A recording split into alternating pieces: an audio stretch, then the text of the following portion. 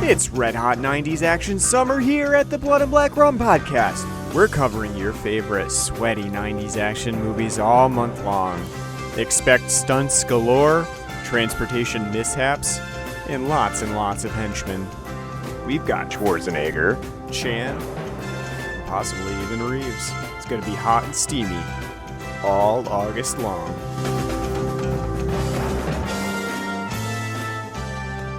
Hey guys, welcome back to the Blood and Black Rum Podcast. I'm Ryan from CultSploitation.com, and I'm joined with my co-host Martin. How's it going? Doing okay, but again, we're coming down to the end of our summer season. It's the final episode of the Red Hot 90s Action Summer Reloaded. Unfortunately, I can't believe it's already over.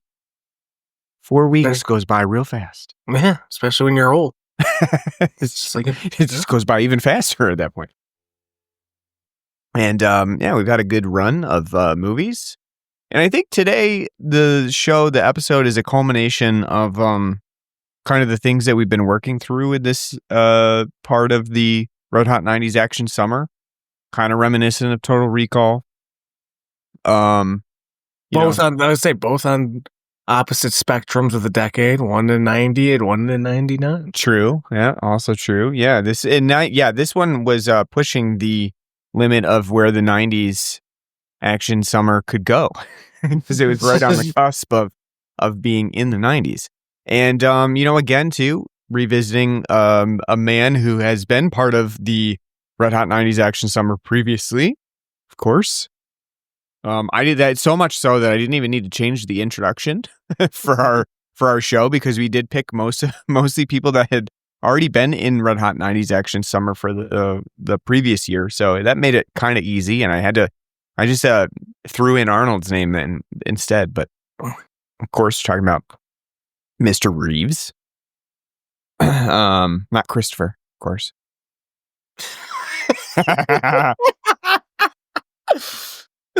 Different Reeves. See him in John Carpenter's Village of the Damned. That's right. A mid-90s middling effort. Yeah. Which you've done, actually. Yes. Well, let's see. That's what I was doing there. Yeah. Circles all around. And today, so again, we're kind of working through most of the things that we've done similarly, and the science fiction bent as well. And also, kind of joining in on the fun of something like our other 90s film that we did probably about a year ago now, Hackers. Very kind of similar ideas, a similar scope, even sometimes similar sound design, music design as Hackers that we did back in the day. So we're talking about the 1999 film, The Matrix. The little film that could. Little known film. That's probably, most people probably never even heard of this movie. When it came out. What's a good band you probably never even heard of that's kind of goes well with this movie? Probably never heard of them. The Flaming Lips. The Flaming Lips, yeah. Just a little. Just a little bit. Not only that, Rage Against the Machine as well. Probably never heard of them either. I have, and I was disgusted with their politics. And, to be honest with you, I like them when, they didn't do that. I thought they literally meant against a machine, like in The Matrix. Yeah, rage against it, or being mad about the copy machine. Yeah, it's out of paper again or something. Try again, Tom Morello. Yeah, I didn't realize they were talking about the machinations of the actual, politics and things. We also didn't mention this either, but Ghost in the Shell, another film that we did both, right? We did the remake and we did the original. Yep. We did the yeah. Well, we haven't done the second film in a sense. No, we didn't do that. Yeah, there's no point. But we did the original. Yes, as I like to call it. It's I think our only anime title so far. Yeah, probably. We haven't even touched Akira or anything like that. But yeah. And this film, The Matrix is kind of hard to doubt the prevalence of something like Ghost in the Shell in terms of its influences, because it kind of wears it on its sleeve a little bit. But at the same time, as we were joking about, in 1999, The Matrix was fucking huge. Unlikely huge. Because it's not necessarily a movie that on the surface, like when you just think, you hear about it, you'd think like, wow, majority of the population would be really interested in this type of movie. But at the time, it was quite big. And I think so much so that, like you said, as a millennial, you kind of expected to have the knowledge and the viewing experience of having seen The Matrix at some point in your life, right? Because if you haven't, it's kind of weird. It's like eventually everybody will see The Matrix. But also too, I mean, it had easy competition. Looking at like the box office that it opened up against, Forces of Nature. What? Don't know that fucking. What movie was that again? Forces of Nature. Like Sandra Bullock rom-com with Ben Affleck. Don't ever remember that piece of shit. Nope. 10 Things I Hate About You. Okay, well, a little bit of a different demographic, I feel like. The Out of Towners. The Steve Martin Goldie Hawn turd. Again, not a memorable one. I don't recall. Analyze This. Okay. Okay, so we get there's a film there in Ed TV. Well, and that one was not a super popular movie as well. Although I do remember it coming out. I don't really know that much about it. Literally, the only films out of that I could pick out would be 10 Things I Hate About You and Analyze This. So are you saying that the Wachowskis had it easy and that was what caused the box office success that The Matrix had? Yeah, because you know what? I think remember guys, you gotta go back. It's the late 90s. There's lines out your local cinema.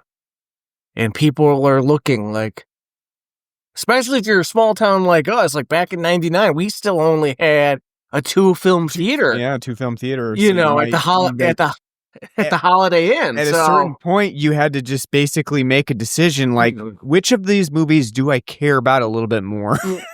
You're going there, and you're about to like tickets for what? And they're like Forces of Nature or The Matrix, and then you see a bunch of people walking out of Forces of Nature, and be like, what the fuck was this piece of shit? True. And you're like, I don't know anything about this new Keanu Reeves movie, but the guy from, Pee-wee's Playhouse is there, Cowboy Curtis. So we're going to go with that one. You do forget at the time that, things were a lot different when you went to see movies. There wasn't, you weren't referring to the internet to see what was playing. You didn't have huge movie theaters at that point. Or at least we did. You had maybe some phone. people did, but yeah. Remember movie phone? If you even bothered to call it, right? Because you might just be like, well, fuck it. Let's just go see what's there. I don't even. Which is like a funny thing to think about, like a thing that was like existed in its own little 4-year span of like, you call the phone number and you get to find out your local theater and like the movies and times they're playing.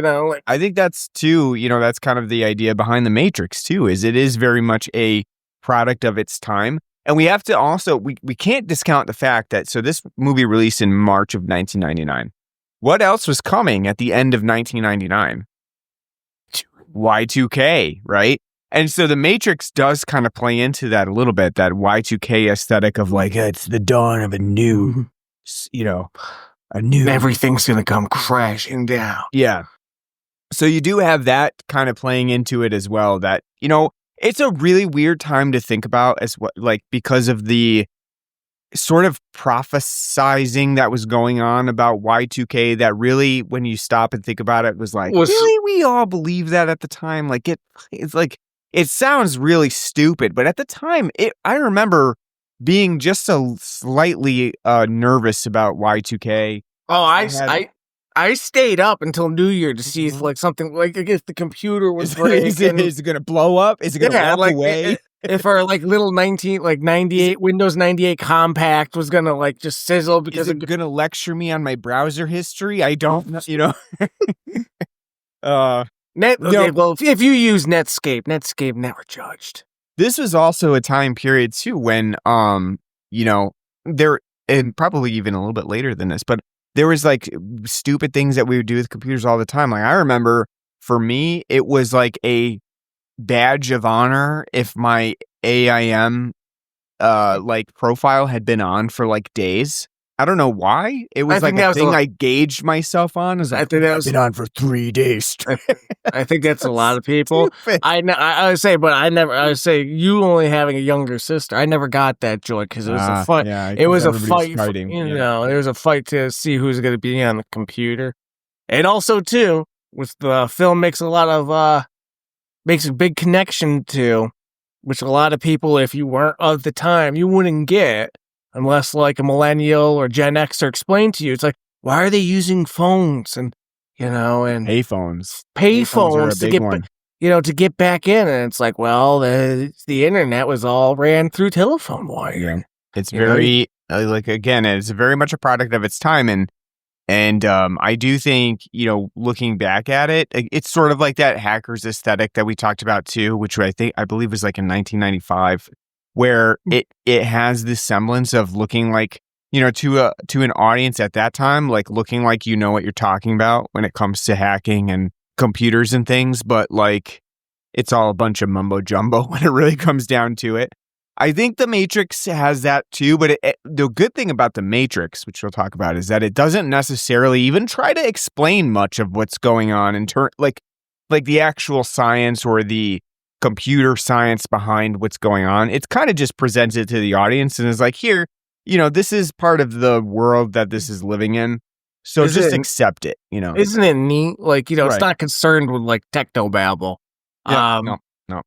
Yeah. I was going to say also to the, sorry to interrupt, but the point like about hackers, like again, like it's funny to think like within 4 years, the tech from hackers to like the tech from The Matrix, it's just like so funny to think of. It's like such like a on a dime, these things, I think we also change the technology changed so quick and rapidly. It's like how we've talked before, like oh, you had that one type of cell phone, that BlackBerry. Well, within 2 years, that thing was already outdated, gone, and like you were fucked. I mean, it's also we can't discount things like Ghost in the Shell from the original Ghost in the Shell from the manga set around like 1989 was originally written, being a precursor to things like that we would actually end up seeing in stuff like The Matrix, because they very much were, again, we mentioned it, we haven't covered it before, but Akira as well being sort of like that cybernetic element of what we kind of see a little bit in The Matrix. I think that they were all, prescient displays of what technology, like where films like The Matrix would go. Even back in 88, 89, they were kind of precursors to what would influence The Matrix later on in 1999. So all of those things really came to be. But again, too, as we'll probably discuss when we get into the movie a little bit more, The Matrix itself is very much a influential film in its own right. It culls from a lot of those other things, but it makes its own mark, especially with its discussion about simulations and things like that. I don't want to get too far into that right now, but I do think The Matrix has its own very important niche in the universe of cybernetic science fiction film, that makes it pretty important even to this day, especially watching it now. And again, there are things about it that we'll probably point out that like maybe haven't aged as well. But I think, just revisiting it today again, because it was really, I think this is probably only my second time seeing this movie. I watched it way, way, way back. It's probably been 20 years at least by now. And that was probably the only time I've seen it. So I really didn't remember it extremely well. Obviously I remember parts of it and sequences that have been pretty big in pop culture, but I didn't remember like every single scenario that occurs in the movie. And watching it now, I still think it holds up pretty well, in terms of, an entertaining movie and how it presents its ideas. So I'm sure we'll get more into that as we, discuss the movie forthright. But really interesting dynamic for this movie. And again, too, can't discount the fact that Total Recall kind of does that same idea in that it presents this scenario where you might choose to live an alternative lifestyle that is not in reality. It's like a construct of something that you decide that you want to have play out for you instead of your real life. And I think that idea is pretty prevalent in the Matrix as well. Not only that, the blue and red pill thing. The red pill is the same thing as in Total Recall. Yep. To take the red pill if you want to, escape the, the fever dream. The offering of choice in that matter of, what do you want to do? Like, how would you like to experience, quote unquote, like life in reality? So, yeah. And we'll talk about that a lot more. But first, let's take a break real quick and talk about the beer that we have on the show today.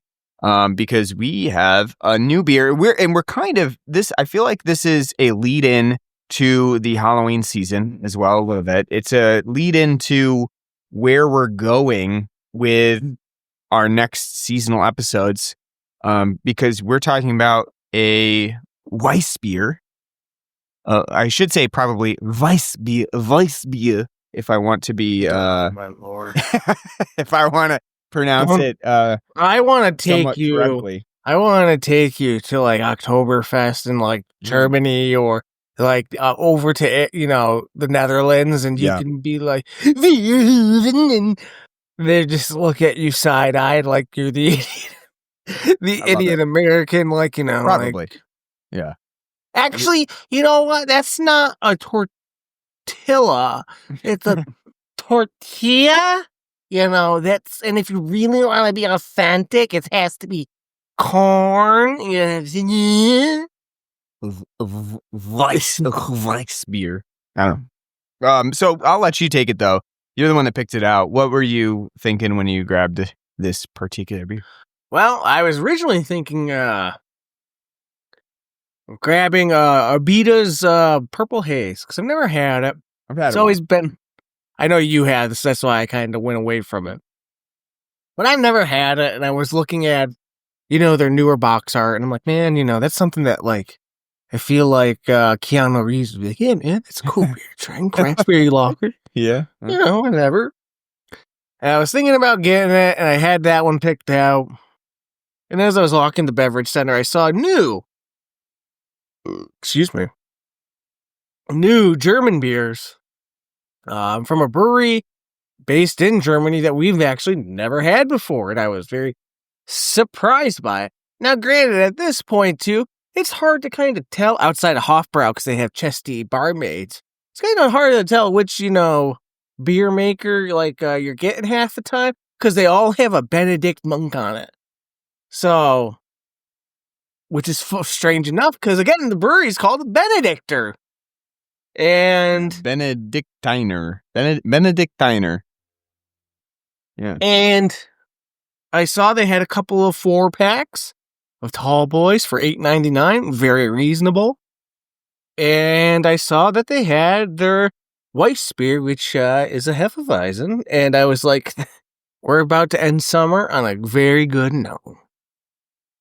So that was the idea behind it. And yeah, again, too, we do our local store generally does get in a few imports like this of traditionally made German beers. And I think every time we see something new, we're interested and we try to grab it. We're kind of like Sierra Nevada over here, where we try to have a collaboration with every German beer that we can find. So we like to equate ourselves to Sierra Nevada over here. But I do think that we do try to look outside the box a little bit and see any of these German beers that we've never really had for imports, and it's fun to try them out and see which ones. I've never really had a bad one that we've gotten from an import style like this, but I would say the same thing. I can't think of one that was very disappointing. No, but I mean every one of them has been great, and I really I enjoy trying out new German beers that necessarily get for imports. So I think this is the same idea. And this one is a Weissbier, which is just German for wheat beer, but it definitely has the Hefeweizen element to it. It's not doesn't say it by name, but it certainly has the Heffa flavor. It's got that nice banana-y clove taste to it, which, for an undistinguished drinker as we used to be at one point, that might be a turnoff for some, because I do remember trying Hefeweizens previously and thinking, wow, this beer is strange. It's, it's got these banana-y flavors and clove-y flavors, and I'm not sure about that. Coriander. Because I think also too, we had Saranac and Sam Adams. Yeah. If you reach back in your memory, Sam Adams did have Hefeweizen out like all the time. It was coastal wheat. Mm-hmm. It was terrible. Yeah. And I'm not a big banana person myself, but I have really come around to enjoy Hefeweizen flavors and Weissbier flavors. And I think that part of that too is that they're actually very, very good for summer type beers, because they do go down very smooth in a warm and hot climate. And I think like that's kind of overlooked sometimes with a wheat beer, especially because when you think wheat, I don't want a heavy wheat, flavor, weediness to it when I'm, sweating my ass off. Well, that's not entirely true, because they often tend to be light-bodied, flavorful, and just, overall smooth and refreshing to drink. And I think that's the same. That's how I feel about this Benediktiner Weissbier. I think it's very good. It has a nice banana-y, clovey flavor to it. Not overpowering, not super strong.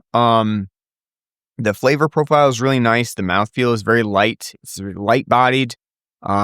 Perfect for like a warmish type day, or a, moving into fall type day like we are today, where it's, kind of been warm, but also, in the shade, it can be cooler. I think this is a perfect beer for this time, moving into more Oktoberfesty styles. And I think Benediktiner does a really good job with this Weissbier. I would definitely check this out again. Very, very refreshing. Probably the only downside to this is that it's only a 4-pack. That's rough. It's a 4-pack of the 1.9 fluid ounces, or 500 milliliters, as they, if you're measuring in milliliters for some reason with your test tubes and stuff. But I would say that that's the only downside. It's a 4-pack, so at least for me. Yeah, I can't praise it enough. I love these styles. This is like and a Belgian wit beer would be very similar to this too, just in Belgium. Yeah. It's nice, and I was taking a step, sorry. It's got a great mouthfeel, very smooth, easy drinking. Nice like kiss of orange peel, nice coriander, hints of banana and clove. Give it a spicy roundness, and also, the fruitiness to just pair so well together. It's got like a nice yeasty, taste to it too, because of the style. I love it. And I can't say enough. I wish more local breweries did Hefeweizens. It'd be great. Alas, they don't. But I can't say enough good things. If you see a German, import German beer, and it's a Weissbier, fucking grab it. They're always good. The other thing I wanted to mention too about it is one thing that, we kind of never mention when we do these like imports. They're always older as shit. They've been around for 500 years, but it's great. They've literally been they brew according to, German, beer laws, where they can only use, 3 ingredients. And it's like the recipes are the same, and they're always great. And it's just amazing to think of. It's like, they haven't been tinkering around with it. It's like, no, this is what we've been drinking for 500 years. Fucking. Yep. The malts had to be harvested during, full moon, and they can only brew every Thursday and Sunday, but the rules are there for a reason. But yes, because it works, because what you get, the bounty that you get back is so delightful. So, absolutely, yeah. Sometimes the rules are there for a reason, so that you ensure that everybody's making quality beer. So I would definitely agree with it. Yeah, I definitely, and I'm excited. I haven't tried it yet, but you also, we don't have it on the show, but you also got the Benediktiner Oktoberfest, the fest beer. No, just the fest beer, not the not the Märzen. It's not a Märzen, it's a fest beer. But I'm excited to try that as well. See how Benediktiner does with that one too. Which that's not. I mean, if we want to do it for the podcast, we can. But I'm drinking them before. Not this Sure. So. Yeah. I mean, I probably will as well. I'm just gonna crack into those probably tomorrow. But yeah, I was just saying, I'm excited to check them out as well. So they don't do, as I say, they do not do a regular traditional Märzen. Oh, they got from what their website does, they got the Hef, they got a Helles, they got a Dunkel, an alcohol-free Heffa. And I'm kind of not surprised. I mean, the Märzen is really not super heavily popular made now for German beers. It's more so an American style at this point. But the fest beer kind of proliferates as the German beer of choice for Oktoberfest styles. So I'm not surprised, but it was fun doing some of those ones where they made both and checking both out. But yeah, I'm curious to see how they do with the Oktoberfest. So, all right, so let's talk The Matrix. Very important movie, as we talked about, from the 90s. Probably one of the biggest things that stands out immediately about The Matrix, in terms of like what people know about The Matrix, is that green code. The green scrolling code that kind of has proliferated into popular culture when you think about like hacking and computer stuff. Yeah, techno. You probably think green code, and that's thanks to The Matrix. Big deal at the time. For whatever reason, I don't necessarily, looking at the film now, it's not a huge element of the movie to say like, oh, there's all this green code everywhere and stuff like that. And even when you think about the movie's whole color scheme and everything, you probably would think like The Matrix is full of diffuse green, but it really is not. It's not the sickly green of a Saw film anymore. Well, I was gonna say, I think we can thank, I think, this film for the early 2000s into the mid 2000s films being in love with a green filter.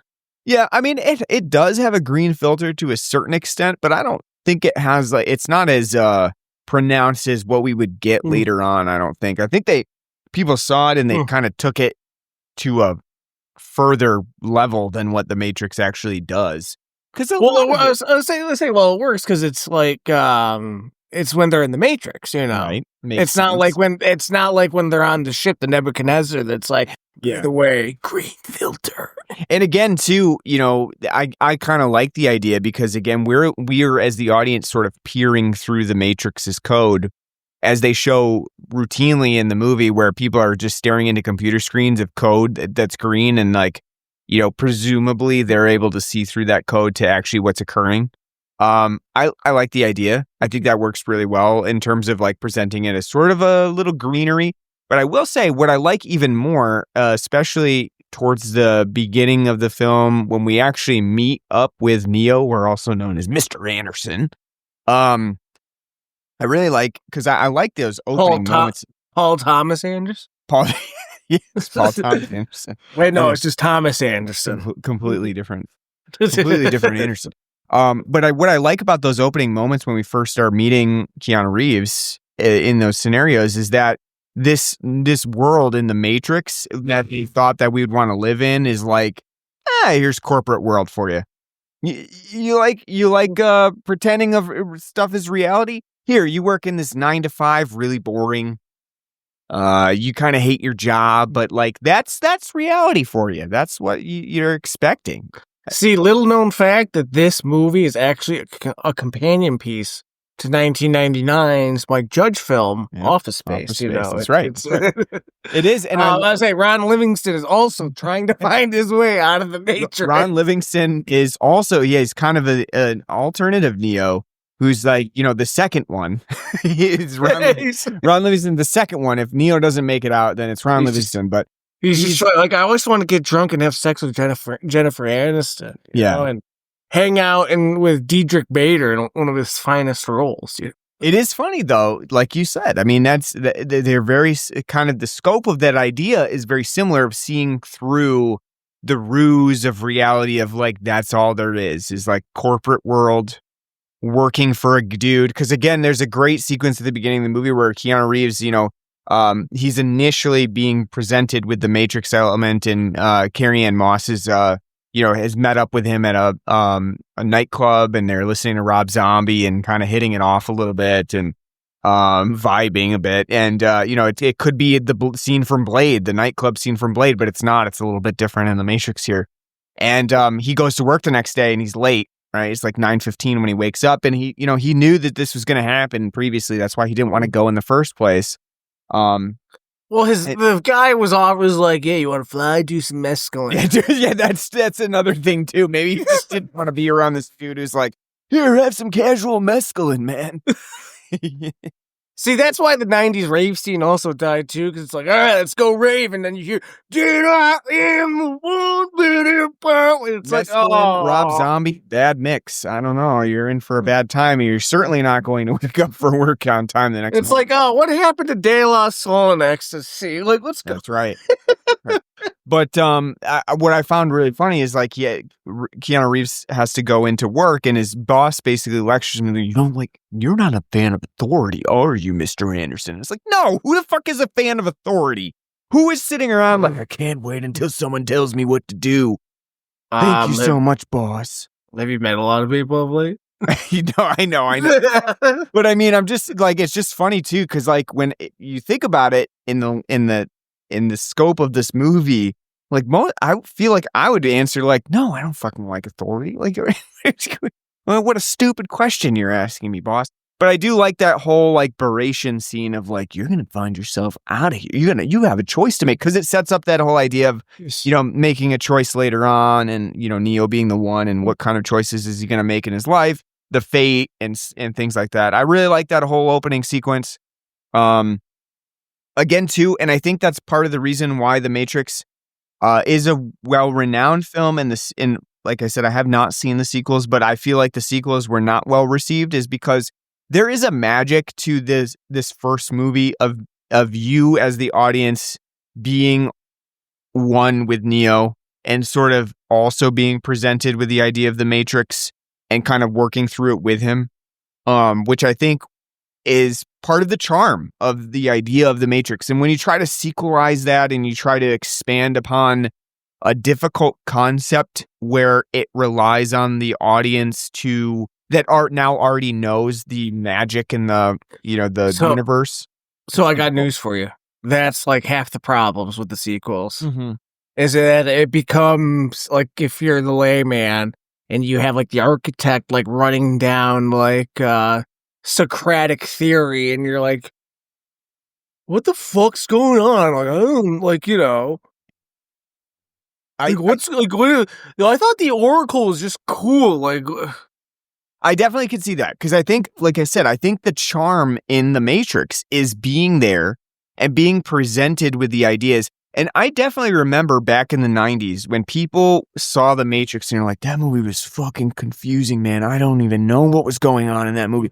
And now when you kind of watch it and you're like, how did you not know what was going? Like, it's not like this movie is like some conundrum paradox that's like always out of reach of understanding. How dare you? This film is the millennial version of Odysseus. Well, I would argue that the Wachowskis did not mean to mire it in any sort of like cloudiness of a haze where the audience was not privy to the ideas behind the Matrix. It is like literally presented to you because you're there with Neo, and Morpheus is like, here's what's going on. Basically sit down and talk. It's an action film. Yeah. Because like the difference is like when it comes to like comparing this to say the original 95 Ghost in the Shell anime. Mm-hmm. Though Ghost in the Shell is only 88 minutes, one of the big questions about the film is that, like, is the major, does she have a soul, a ghost, as they say, because she's a cyborg? Right. And they delve deeply into like having diatribes and like soliloquies dedicated to this and like trying to, talk about the philosophical theory. Yep. They don't do that here. It's literally like, this is what happened. This is how we got here. This is what we're trying to fight. And I like a lot of like the main story beats are literally very basic hero, Jesus, metaphor, like, Messiah type things. It's not, there's nothing like, if you're still like, if somebody were to watch this film today and be like, I don't know what the hell is going on, then you're retarded. Like, it's not a brain buster. Well, yeah. And I think that's, again, like I said, that's part of the charm of like of seeing this movie, the first movie, because you're basically Keanu Reeves in this movie. Yeah. Because the film kind of treats you as though you're there with Neo, and he's basically being given a historical rundown by Morpheus, a literal sit down of like, here's what happens, there's a war between the AI and this is what happened to the cities. Everything is a wasteland. And what you're seeing is just the Matrix, a code that was written so that, because otherwise you wouldn't want to live in this anymore. And they're harvesting you. And I don't think that the idea behind the Matrix is like particularly hard to understand. I think the concept of it is what we routinely now in current times talk about as like living in a simulation, right? That's the whole idea of like sometimes, and that also, I shouldn't discount the fact that did propagate from the Matrix to some extent, because we have a lot of speech about the Matrix that came out of this film. Red pilling. I mean, I'm not saying that a lot of it is good stuff that came out of the Matrix, but it is stuff that came from the Matrix. That's correct. That's exactly what I meant. But you have stuff like red pilling. Stoners like, being like, what if everything is just, Exactly. And again, too, it's the concept of living in a simulation or, reality of your own making is not like new to the Matrix. I mean, philosophically, that was propositions that had been mused on for, many hundreds of years of the fact that like a reality that is presented to one person is not the reality of another person, even though they may be living in the same house. That reality is different. And, I don't think that it's not a difficult concept. It is in some part a philosophical and moralistic, conflict between what you believe in terms of religious deities or fate, or however you want to see the outlook of your own reality, is kind of at play with how the Matrix dives into that, because in the Matrix it is sort of like a religious. It doesn't have a really defined religious element to it, besides the fact that, as you said, there is the Jesus archetype of Neo being sort of the Jesus that's coming to save everyone. He is the Messiah. Like it's a stand-in. But yeah, I mean, like again, it's like a really neat idea. I do love like the whole setup of the movie of like, Neo being your down on the luck, bored hacker dude. They don't even get really too into like his hacker dude, like hacksaws dude's creds or anything. Right. Like he sells floppy disks with like illegal software on it. The one thing I crack up and laugh at was like at the opening. I love in movies when like somebody just is typing on your computer and it's like popping up on the screen. There's like no DOS prompt or anything. Instant chat. You like there's no chat box or anything. It's just like, wake up, Neo, and it's like, what? I always find that to be like really funny because it's just like stupid but funny. Yeah, the instant messaging capability. Yes. I do love that too. I think that's that's a staple of 90s 2000s era technology movies too. But like I just like again like Keanu Reeves is a very good everyman for this. Sure. Mm-hmm. And fresh off. Yeah, I mean not fresh, but from Speed as well, being sort of a stand-in for your everyman Jack character. I think at this time in his life, Keanu Reeves was a very good what's going on mirror. actor. Yeah, he was a mirror for the audience in all of these roles of like, I don't know, he's just really good at it. I just had an idea. Why hasn't somebody made like either like an edit or like insert, like why wasn't Dennis Hopper Agent Smith? I know. Pop quiz, hot shot. Would have been great. But yeah, I mean, I think Keanu Reeves does a great job in this role of, you know, and it's something that kind of has come back to haunt him a little bit in his later career of the earlier, you know, kind of like dude aesthetic of Keanu Reeves characters. But I think he does a great job of being the everyman guy. And here, particularly as a guy who is literally transported into an alternate reality, sort of a la Alice in Wonderland, which the film references multiple times. I think that he does a great job of being the stand-in for the audience. Something that you really need in a movie like this to cement the audience in that reality and kind of get them accustomed to what's going on. If Carrie Ann Moss comes to you in a nightclub, are you going to follow her? From a 1999 Matrix, sure. Yeah. I mean, clad in leather, yeah, probably. So I was making the joke in my head. I was thinking I was really smart about it. Like, I was like, yeah, Carrie Ann Moss, she's like the, you know, poor man Canadian version of Nev Campbell and Courtney Cox, and I find out she's actually Canadian herself too. Well, there you go. Yeah, not that she's bad, but just looking at her and like kind of like her look and some of the stuff. Yeah, the sort of the slick back, short cut hair. Yeah. Got. And that kind of leads into the idea of like the Matrix being sort of for the 90s a very slutty.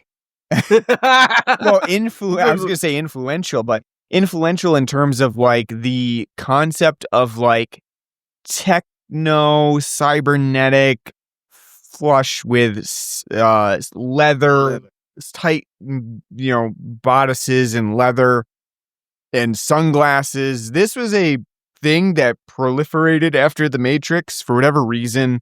That over a decade, and it kind of does span from what you said as well, sort of the techno rave scene, maybe influenced by Trigun a little bit, knowing the Wachowskis and their potential influences already. I don't think the code kind of does give Vash the Stampede vibes. Right, like I don't think that would be too out of the question that they could have been influenced by Trigun a little bit, especially at this time. But, I think that this movie was very influential in just setting up this, like, just style and dress of the cybernetic techno world at this time. What do you think about the leather? How, good, bad? It's fine. I think it still looks fine. Like, it definitely fits. Like, I can't, like, imagine it any other way. When I was watching it, because I had to rent it on Amazon, they got like the little IMDb trivia stuff. So I never knew this until actually watching the film in like 4K just now. Neo's jacket is not leather. Oh. It's wool. It's wool, huh? Yeah, because they originally wanted like a little pop-up video fun fact came out. And it was like throughout the movie. And one of them was, originally, they wanted them to have silver leather jackets, like bright silvery jackets, but it didn't move enough and they were too heavy. And they didn't want to have to keep using like a giant industrial fan to make them wave around. So like his jacket was made out of wool because it was like $3 for a yard. It was super cheap. And like watching it in 4K, it's like, oh yeah, that's definitely not leather that he's wearing. That's like, that's wool. Yeah. I mean, wool seems like an odd choice for someone who's going to be running around. Well, again, $3 a yard.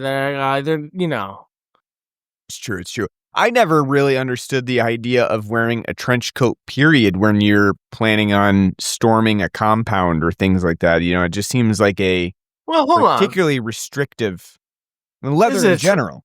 Is it a trench coat or is it a duster? Oh, yeah. I guess you could get into semantics of what it is there. Because I think it's like more like a duster. Especially when you look like the movie poster with him like pulling the gun out, like he looks like he's about ready to face down Bronson. I mean, yeah. I think either way, I would still say I feel like the idea behind leather in this sort of situation is restrictive. What do you think is the idea? Do you think it's just like the sort of like, you kind of stand out in wearing all leather like that they were going for, the Wachowskis are going for in the aesthetic of it? Is it to be, especially when you look at the world when they go into the Matrix and you see all the people who are basically just living their life and they're wearing, suits, normal clothing. Is the wearing of the leather sort of like the outcast element to it of being like, I know what you guys don't? Is that what they were going for, you think? Symbolically? They have to stick out, right? Like you can't, like if they're in this world of, fantasy and normality where everyone's just going with the flow and being a part of the, the mass lie. How else you gonna let everyone know? Like, I took the red pill. Yeah, I'm not. Then, like, if you're not decked out, in some nice, cool leather.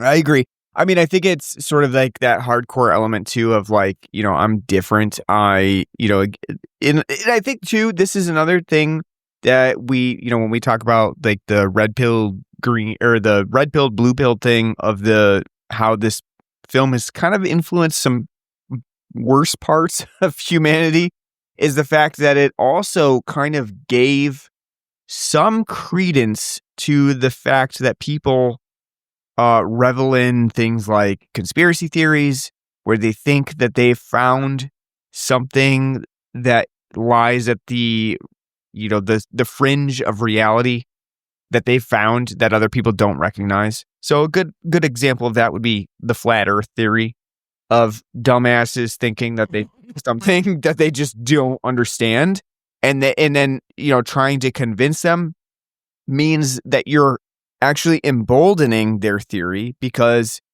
they believe that there is something there that they know that everybody else is trying to hide.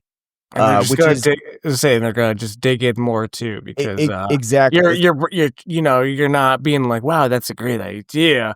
You're going to debate them, which means it's on, Exactly. Like the more you debate, the more credence you lend to their theory, the more they kind of feel like, and again, that this film kind of brings that up again and again, the fact that like at the beginning of the movie, Morpheus presenting the idea of this alternate reality, the Matrix, that is actually the reality that for most people like watching the film, we would expect to be our own reality, that you just live in this life on Earth. It kind of is the same idea that you feel like you are picking at the fringe of something that other people just don't realize is there. And that's kind of the idea reversed in The Matrix. In The Matrix, the film, these guys recognize that the world that they're living in is not real world. And so they jack out of that world into the one that's real, which is actually, when you stop and think about it, not worth living in, really. The one that they go back to that's not part of the Matrix is kind of a shitty place to live in. No lie. I mean, they're constantly moving around on the Nebuchadnezzar, worried about being targeted by these machines that are, trying to find them, and constantly almost intercepted by the agents that are in the Matrix. I mean, what's there really in this real world to aspire to? And I think that might be my only problem with The Matrix, is that it doesn't really offer much in the way of like a hopeful future if you do get out of the Matrix. Like, what's the end goal? The one. Jesus will save you. He's just gonna magically alter the rest of the real world. I mean, wait till you watch the sequel. Yeah, I think like if I'm trying to take The Matrix as standalone at this point, without really referencing that there's sequel material, but yeah, I see what you mean. Yeah. I feel like that's one area that the Wachowskis really forgot to harp on a little bit, is that the fact that like the characters bring up a pretty good point. I think the one that brings up the best point is Cypher, Joe Pantaleone, who, basically they show him like having a nice steak. That is one of my favorite scenes, and one that's always stuck with me. Him in a nice steakhouse eating a medium rare steak, and he's like, I know it's all bullshit, but it's telling me that tastes good to me. Yeah. This is a goddamn fine, juicy steak. Yeah, and I think that is a problem with the Matrix, in that like when you do jump back out of the Matrix, like there's nothing there. They're eating like things that are really only there for them to be sustained. There's no kind of life outside of them trying to alter the Matrix. And at a certain point, when do you just say like, well, maybe it is better to just live in the Matrix? Because the alternative is saying too that like, and I think this also kind of leads to the fact that some were ill influenced by the fact that the Matrix presents the world in such a way that the world that we live in, in terms of like outside of the film, is not the simulation, and the film presents it as the simulation, and the simulation is intentionally made and shitified, right? Because they talk about that. Agent Smith talks about that, and he says basically like, we tried where the utopia. Yeah, the utopia was here, and people were like not having it. They were like, this doesn't seem fucking right. Like, we're influenced by our own mortality, our own misery. I don't know if it's intentional or not, but like that kind of part is very biblical, in the sense that, man likes fall from paradise. Mm-hmm. Like, and like Satan's. It implies that like we as people, aren't satisfied with the utopia. Like, we have just natural, things against us, whether it be like, natural sin or instincts or what have you, that need us to have some sort of engagement. Mm-hmm.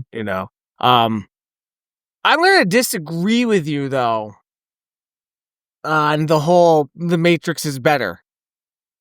I, as a little like anarcho, like, hate authority person that I am, I would much rather not be in the Matrix. I would much rather, die on the Nebuchadnezzar trying to right the situation. Because again, though the world is better, okay, I could be in the Matrix. I could be Elon Musk doing ketamine and, running a tech, fortress into the ground. But it's not real. Mm-hmm. That happiness, that would bother you. That would bother you too. Well, I mean, I guess in Joe Pantoliano's case, he wouldn't know it's not real because he wanted to have all of his memories wiped, so he would not even know that it's not real. But again, with the choice that you already know, after Morpheus, has revealed it to you, like I would rather be in the real world, because again, you have freedom there, you have autonomy, you can. Is life great? No, but you are free. You have free will. If you're in the Matrix and you're not like, cognizant of what's going on, you don't have free will. You're just being entertained for the sake so you can pump the robots their fuel. I think too, the one thing that lends to that idea as well is the fact that when we see Agent Smith is able to like morph to any being within the Matrix whenever he wants to, again, there's a certain element of seeing that and saying like, well, if he can do that, that kind of sucks. Because anytime, again, like you said, the freedom or the independence that you have can just be like immediately taken away because you don't really exist in that reality. So you immediately just cease to exist in that scenario within the Matrix. So I agree with that, and to a certain extent, I don't know that the film offers up a satisfying enough alternative reality outside of the Matrix where it would make me want to, take the red pill. But again, I think that the ideas that it presents, like you said, is definitely rooted in the Messiah complex The idea that there is some sort of like maker element to it, or something that, a Jesus type figure. And for a lot of people, I feel like that is sort of a relief when they watch The Matrix. I don't know. Because it does offer sort of like a catharsis. A catharsis in like a sense of interconnectedness that maybe is sometimes missing in like the chaos of the world, and that's kind of where religion comes in as well. And then not only that, but the idea of the Oracle as well, of the Oracle being sort of I would say in the Matrix, in this film, kind of a confusing character, in the sense that the role of the Oracle in the element of the Matrix kind of eludes me at times as to what the Wachowskis intended the Oracle to be. I don't know if that stood out to you as well, but I kind of question the idea of the Oracle as the presence that is like sort of all-seeing and knowing.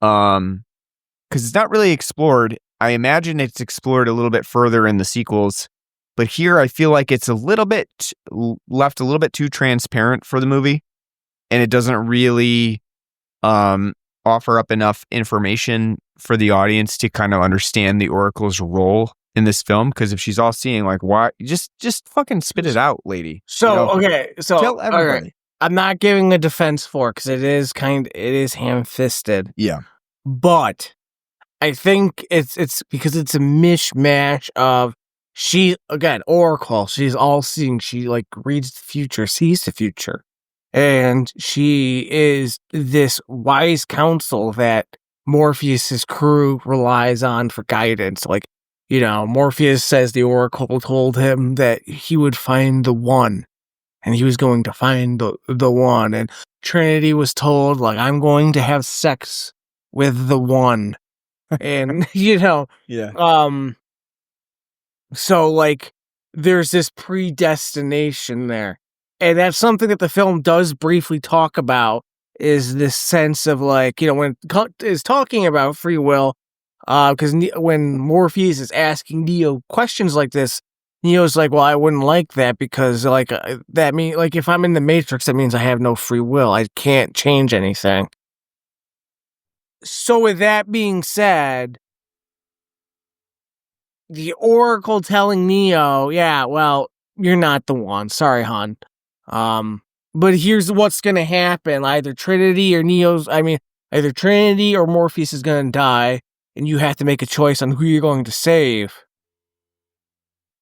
So she predicts the scenario, but by Neo's actions, he proves he is the one by his actions. He takes the next step and goes past what she predicted to kind of say, like, hey, there is some free will here. Because at the end of the day, if you think about it, it's like, well, if once you're out of the Matrix, at least you have, like, as I was saying, you have free will. You're your own person. You can make your own decisions. But if you're going to, like, hey, Oracle, Lotto, like, pick 4 should I pick? There's predetermination there. So it kind of shows that, like, she may be, serendipitous and inspire you. It's your actions that you act upon that lead to those things to happen. Now, that's really heady, and I would say kind of overreaching. Mm-hmm.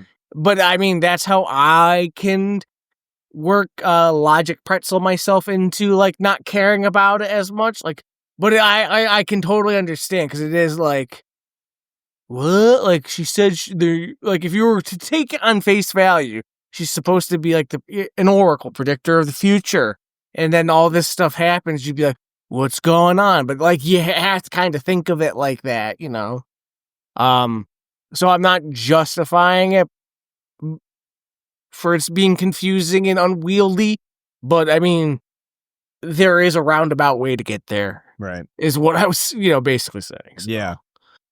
Yeah, I mean, I'm okay with it, but again, I think it's a small part of the movie. But it was one thing that stood out to me. I don't think they do, particularly well. Obviously we haven't touched on a number of things, but one of the biggest ones I think, again, that we haven't discussed, but is very influential from The Matrix is its action sequences. It's actually, it's slow motion sequences. It's fight scenes that are inspired by karate and kung fu movies. John Woo. Yep, John Woo movies. What do you think about the choreography and action? How's it hold up today? Still great. One thing I think though that people need to understand in this 2 hour and 15-minute film, the action's backloaded. Mm-hmm. It's the last 40 minutes is where you're gonna get the action. You get like the first 5 minutes of the movie, and then the later 40 minutes, and that's it. Yeah, the last 40 is where it like all happens. So in between all of like the world building. Yep. But I think it holds up great. Like that opening with Trinity on the run and like, trying, get back and the agents and the cops chasing her. Great. It's like a nice warm up to like get your, taste buds like a little, satiated because you're like, oh, like, there's slow-mo. She kicks a guy, she jumps across this fucking building. A garbage truck drives into a fucking phone booth. Like, yep.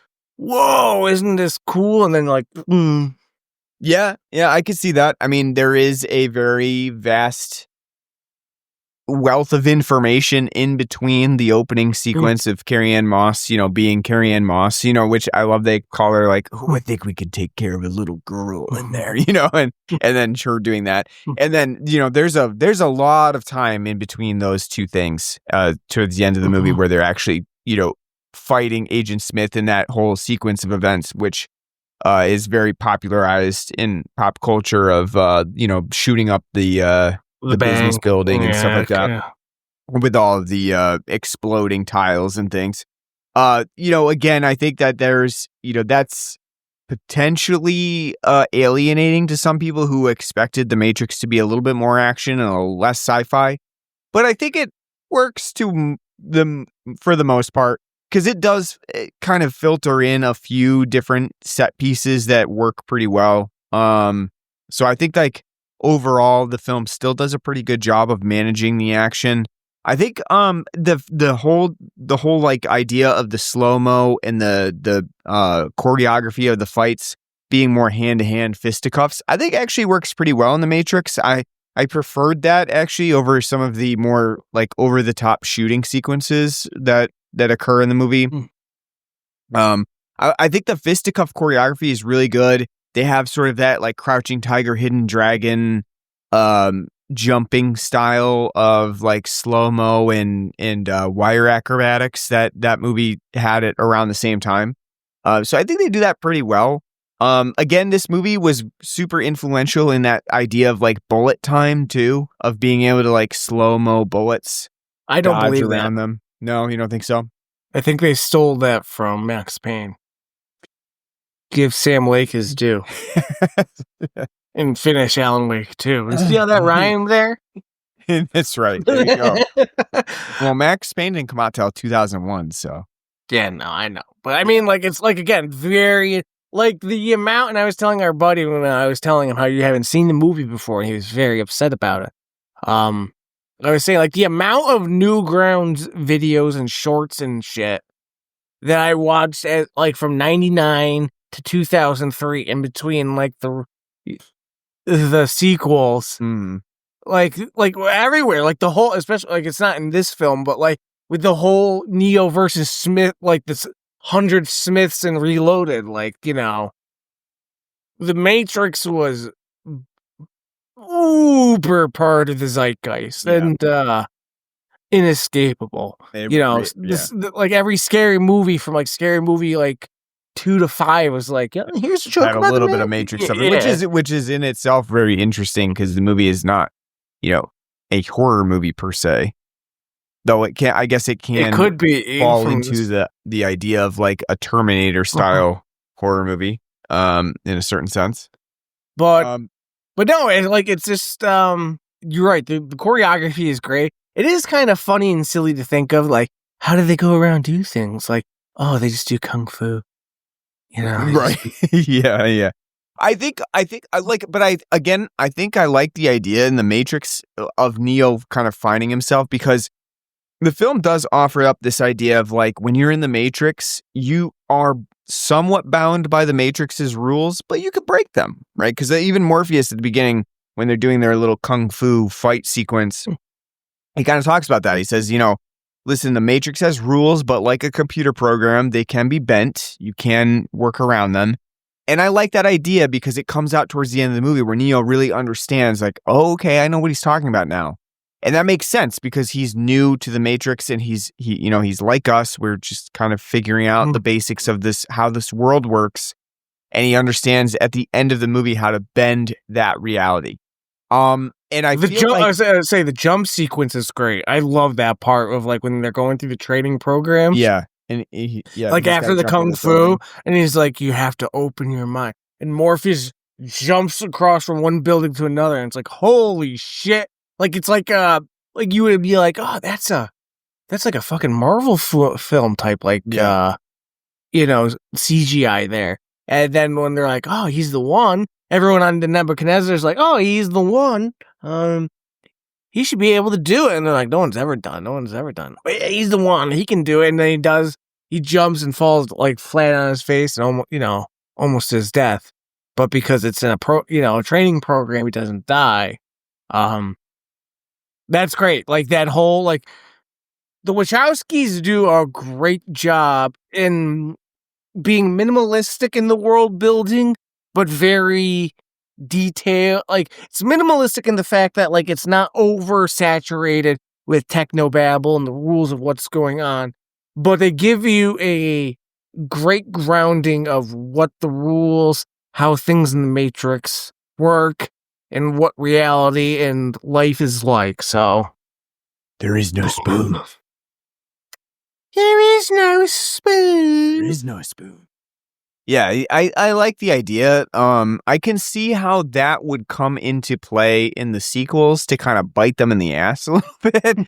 Because eventually at a certain point, you're like, why don't they just keep fucking bending reality then? Like they now know how to do it. Neo should be a perfectionist about he knows how to, because he's the one. The rest of them can't because they're not the one. Like I can see how that could be an issue later on in the sequels. The one quibble I have with the story overall is the fact that, I get it, it's a almost 2 hour and 20-minute film. The one thing I quibble over, and it's a small quibble, is the fact that I don't really like Neo's growth as a character in the Matrix in his way to the one, because he goes from shit-faced coward in the Matrix like one time, and by the time he's like loaded up to go back into the Matrix, he's the one. He's dodging everything. Like, I don't like that because, again, like, it's such a jump in growth. Like, we don't see him overcome other things before that. It's too, like, over the top, like becoming a hero. I think if you had like another 20, 30 minutes, like showing them in the Matrix before the setup that gets him, Morpheus captured, to show him like in his struggles with them, like doing whatever the fuck they're doing, Yeah. That would be better. But again, I understand because the film is already 2 hours and 16 minutes. Yep. I can understand for runtime's sake, but I think the film is good enough to where it is like a Godfather 1 or 2, where you can put the extra, story in there because the story is, and everyone is so engaging that you, as a viewer, you're going to go with it. So I agree with that. I also do agree with the fact that the film's finale is rushed. The conclusion is rushed. Especially considering the fact that like Neo is literally dead, and then just rises as a Jesus figure. Well, hold on. It didn't take him 3 days, but he rose. So what you didn't see was Carrie Ann Moss's pussy lips. Like That's true. Yeah. Like just like right on his dick. Like, Yeah. I love you and you can't die. He's like, oh, I haven't had this before. What's this feeling? Yes. And I she's the Virgin Mary. I definitely do think that is an issue at the end of the film. One of the bigger issues for me too is that Agent Smith is just annihilated by Neo jumping into his body at the end of the movie, and he just kind of fucking, kind of disintegrates or whatever happens. Hold on. They totally ripped off Shao Kahn's death in Mortal Kombat 2 and 3 in the arcade games, like where he turns into stone and like green. I also like to how the other agents just flee. They're like, fuck this. Like they just skedaddle. Mm-hmm. Speaking of, we haven't really mentioned it, but I mean, again, there's a lot to cover here. Hugo Weaving, my God. Great. What a performance. Yep. He is so fantastic. For 30 years, well, it's not 30, 25 years, I've been quoting Mr. Anderson. Hear that? There's the sound of inevitability. Like, he's great. Perfect. He's like so smarmy. The smarmy cadence of his speech is great. I love that he is like a corporate CEO type in like this, the way that they present Agent Smith. I think that it was just a great casting from him. He just, again, too, I think one of the things that's sort of like good about a villain is that they have a particular, not likability, but an attraction from the audience, right? So like, I would say Agent Smith is likable, but you do want to see more of him because he is interesting as a character. And I think that works perfectly for how that character was played. He just does a really great job of presenting him. It reminds me of like some of the best villains from stuff like Justified, that are, they have like either linguistically very interesting or action wise very interesting. I think he pulls that off really well. And every time he's on screen, it's really great. The diction is just excellent, and how he presents like words. And it great villain character. Even though I do think the way that he's vanquished at the end is silly. Yeah, I think it's silly. It doesn't work very well. And it's way too like wrapped up in a bow of just like, not, it doesn't even really give you much of a catharsis of how he's, dispatched. It's just kind of like, but if you think about it, I'll say, if you think about it though, logically, like where to go from there, sure. He's like a program of, he's McAfee. He's you just can't get rid of it. Yeah, I was saying, the agents are McAfee. They're giant like AI bloatware. You can't get rid of it. Exactly. Like, I agree. I mean, but get rid of that. But at the same time, no, I agree, because it is like, that's stupid. But it like, and kind of like by the time the fight becomes like, do you think that Agent Smith does get to go back to the place that he would prefer to be in? Because at the end of the film, he's talking to Morpheus, but like, I hate this place. The stink of all of you people. Well, you wait to the sequel, because you'll find out what happens. Yeah. Where he goes. I feel like I don't want to see I don't want to see a sequel. See, again, like I do, and we're going to have to do it. Reloaded and Revolution, they're not bad, but they're very underwhelming. Right. Yeah, but they do have their moments. Yeah. Speaking of, we haven't mentioned either, the other acting powerhouse in this film. There's also the other reason to watch this film. Lawrence Fishburne's Morpheus, fantastic. Mm-hmm. Yep. He is does such a terrific job in convincing you to join this cult. It's true. But he is, great, and I would say like one of his finest roles. He's very charismatic and charming, and gets you to really buy into what the world is and isn't. So I mean, you don't know if he's converting you into a cult or a sex cult or what is it? What is it with all the leather and things? Everybody just kind of passing each other around. You just don't know. Makes me think of the King of the Hill episode where Luann joins a cult and Hank pulls up on like their place in the compound and he's like, "Is this where the cult is?" And they're like, "It's not a cult. It's okay. This is where the cult." Yeah, exactly. Yeah, Morpheus is great. I think he does a really good job. What else? The music. Of course, we didn't talk about the very techno-tinged music that is pretty prevalent throughout the Matrix. What do you think about that? Again, this is not the first film to feature a techno-inspired soundtrack or an Enya-tinged drum and bass style soundtrack. But what do you think about Matrix's? I think it's fine and dandy and it works well. I think though it's kind of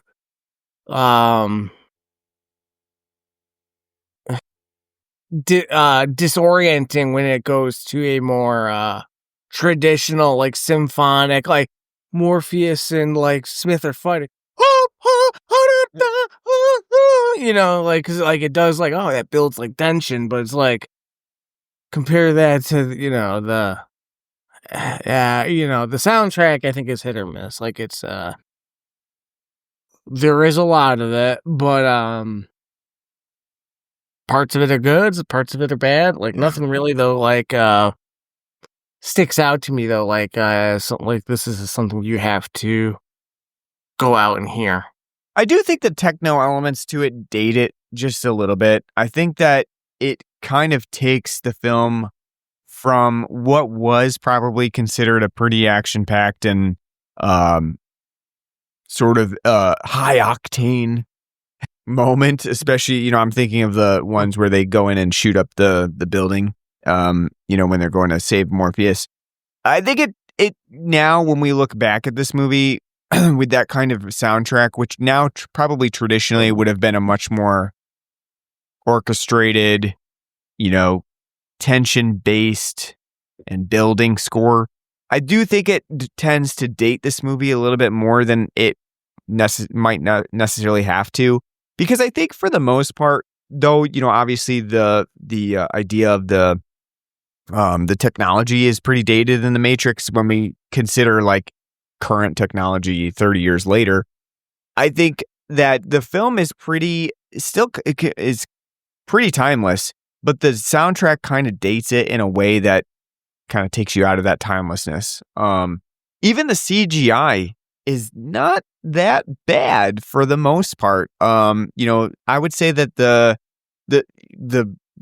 AI sentient beings are pretty good for AI or for CGI, I should say. I think like some of the other elements, like the explosions and some of the bullet time is, probably one of the worst parts. But the other parts of it, the CGI is actually not that bad. It's kind of interesting how sometimes CGI has actually gone back when we think about like CGI now, because I think it is like trying to be like so real that it actually kind of goes backwards in a way. So I think actually that works pretty well. My one complaint is the CGI at the end of the film where Neo just zooms off into space, Jesus style. Looks. If you wanna follow me, come follow me. Yeah. Looks horrible. The concept of it is stupid. I really hate that ending sequence. I really wish that they had just left it at the phone call and called it a day. But other than that, I think the CGI is pretty good. So the timelessness of it, I think, works well, except for that techno rave style music. I don't know that it necessarily meshes and does what the film was hoping it would do in the future. But other than that, I'm fine with it. What else? What else do we need to talk about? I think that's I think we covered most of it. No. Yeah. I mean, Yeah, so I guess let's just give it a rating. So on a scale of 0 to 10, very striking women in red, big boobied women in red that are in the Matrix. What would you give the Matrix? Before I do give that rating out, one thing to note is Mouse is the one who created her, and I always felt very sad and bad as a kid when Mouse gets killed. Yeah. Like, granted, we only spend like 3 minutes with the character, but just the whole it's a trap, and then like Mouse is like, oh no, and then he gets gunned down by the SWAT. Yeah. Also too, which we didn't discuss either. One, horrendously 90s hacksaws names for these people. Yeah. Switch. APOC. It's like, like when they're when Morpheus is introducing them on the Nebuchadnezzar for the first time, when Neo's like, gets his consciousness and knows what's going on. It's literally like in Dodgeball. Me blade. Yeah. Laser. Blazer. It is, yeah. Yeah. The other thing too that I always found really sad was because, again, when you die in the Matrix, you die in real life because your brain can't tell the difference between what the hell's going on, right? That's how they explain it.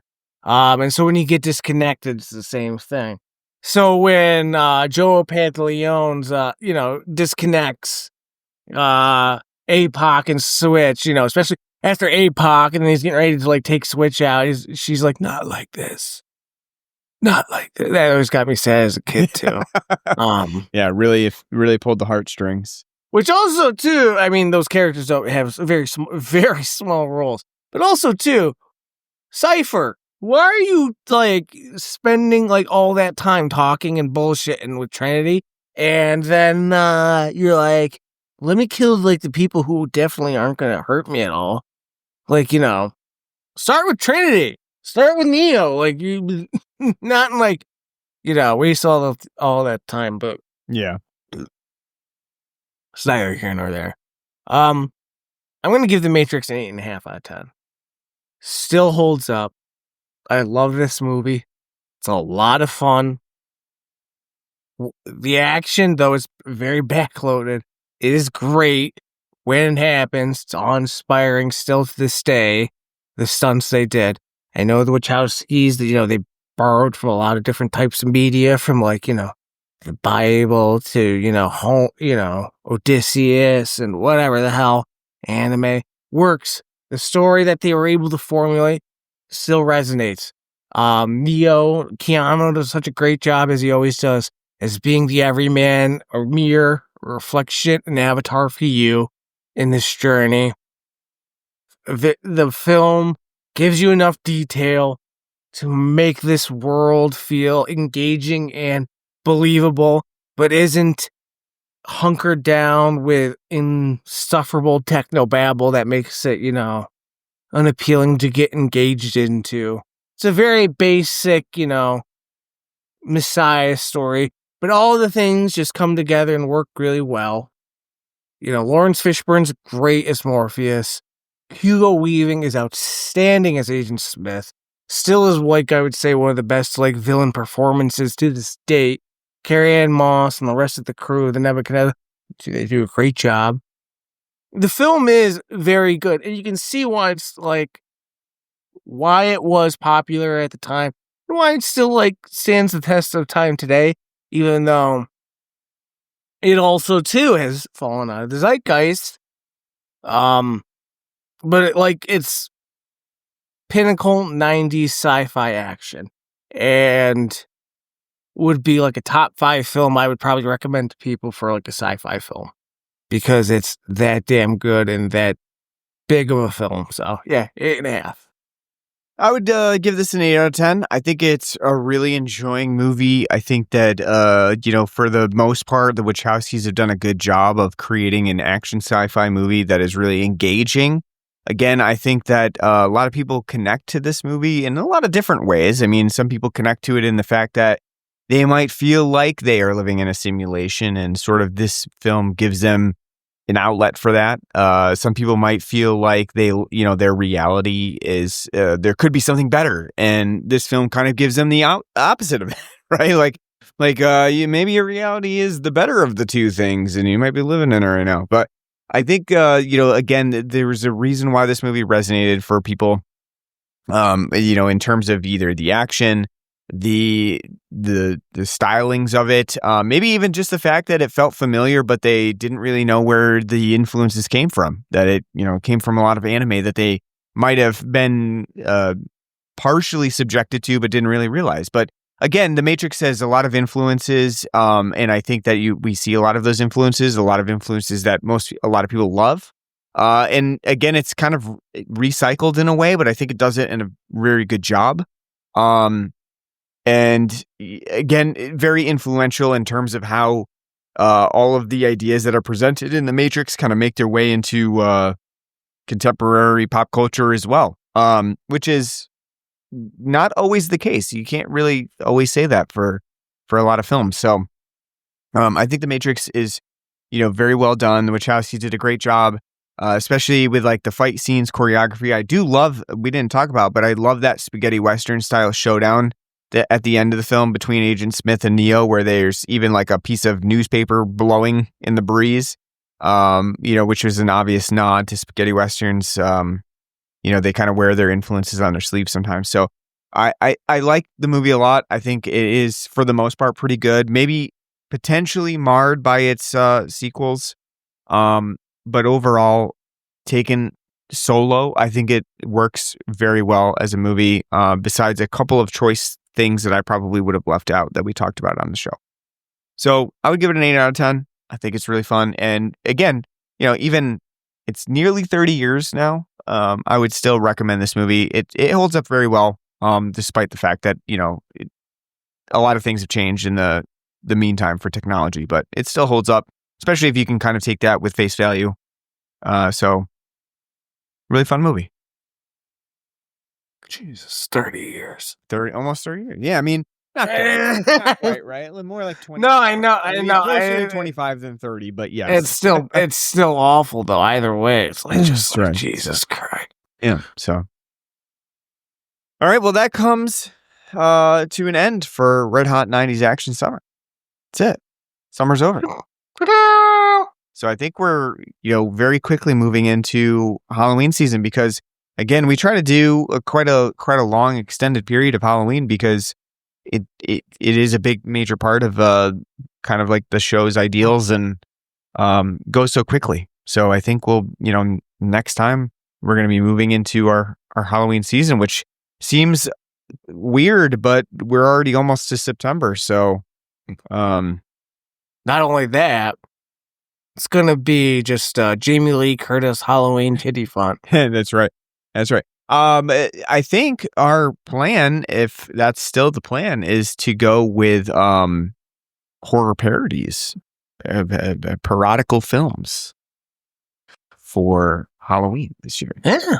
I don't quite know what we're going to call it. I think it was, what was it, like Ha Ha Halloween or something like that? Is that what you something like that?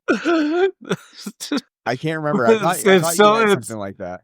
I think I did. That sounds like a Comedy Central, like, Halloween Halloween on Comedy Central. But I think that's fine. So yeah, but I think parodies are the name of the game this time. So we haven't. I totally forgot about that. Yeah. We had actually already kind of optioned quite a few different ones. I know of like one or two that I definitely want to do. And then I know one I want to do. Okay. So we definitely we have a lot of options at our disposal, and I don't know that the actual full listing of episodes has been cemented, but when it has, we got a lot to work with. Yeah, we'll definitely release it. So, but that's going to start next week. So, we're going to move right into it because we're getting into September and it's time to start Halloween season. So, and of course, that's the return of like the Halloween spooky sounds in the background of the podcast and stuff like that. So, we'll do it up. We'll have fun. I'll probably make a new intro for the episode. So, So that's coming up. So you'll want to tune in. But thanks a lot for listening to Red Hot 90s Action Summer. Hope you enjoyed it. Who knows? Will it return next year for Revolutions or whatever? Red Hot 90s Action Summer Revolutions? I don't know. But maybe why would it be in the 90s? I don't know. Maybe we'll move to the double O's. Yo O's. Into a new millennium. Yeah. So we'll see what we can do. But thanks for listening. Hope you enjoyed. If you want to continue listening and catch our Halloween stuff, subscribe on any podcast app that you can think of. We're on our home base at Spotify, Apple Podcasts, pretty much anything. So subscribe, leave us a nice review. We are on Facebook and Blue Sky. Just search for us on there, Blood and Background Podcast. We have an email address at bloodandbackgroundpodcast@gmail.com. You can write to us, let us know what you like, what you don't like, what movies you want us to cover for horror parodies for Halloween, and we'll definitely take that into consideration. And we also have a Patreon page, or you can donate to us on our Spotify page. Anything you donate goes back towards beer, so we appreciate that in advance. Thanks for listening to our episode on The Matrix. Hope you enjoyed. Hope you don't feel like you're in a simulation, but if you do, live it out. Live it to the fullest. And until next time for our Halloween episode, take care.